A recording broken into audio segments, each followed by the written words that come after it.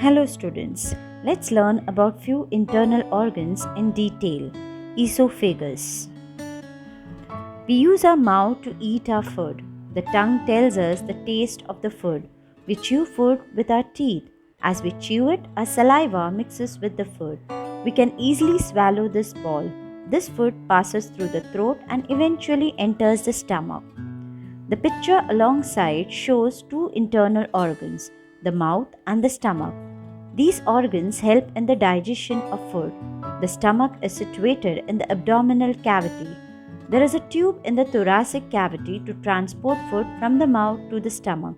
It is called the esophagus or the gullet. We use our mouth to eat our food. The tongue tells us the taste of the food. We chew food with our teeth. As we chew it, our saliva mixes with the food. As a result, the food forms a moist ball. It is easy to swallow this soft ball. The food passes through the throat into the esophagus. The wall of the esophagus is flexible. This makes it possible to carry the food from the throat to the stomach easily. Let's learn about the heart. There is blood in our body.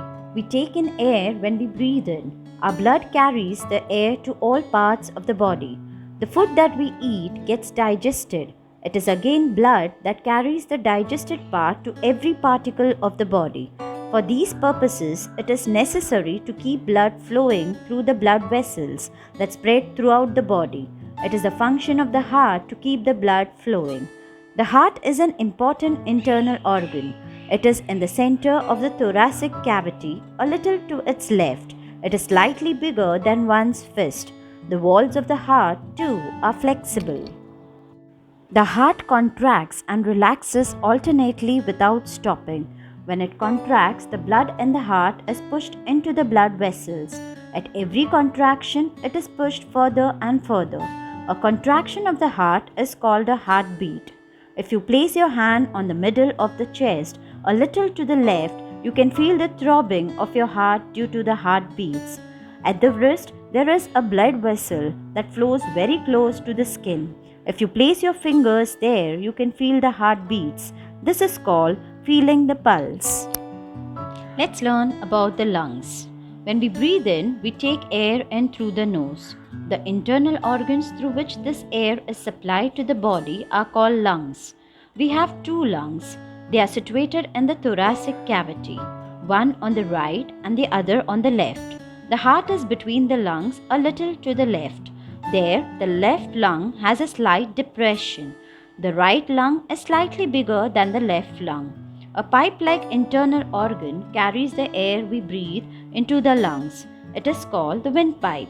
The windpipe separates into two branches. Each branch is called a bronchus. When we breathe in, the lungs expand a little. That is why our chest swells up when we breathe in.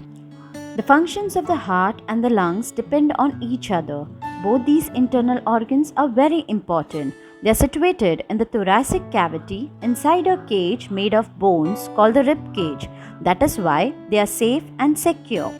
Let's learn about the brain. The brain, situated in the cranial cavity, is a very important internal organ. It controls all that we do. It is in the brain that we become aware of emotions such as anger, joy, sorrow, etc. The meaning of the information collected by our sensory organs is also understood in the brain. Injury to the brain can make one disabled for life. It can even cause death.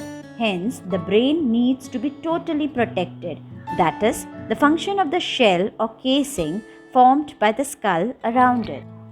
Always remember, the structure of our body is very complex. There are a large number of organs inside our body which help it to perform all its functions smoothly. Thank you, and please do not forget to like and subscribe.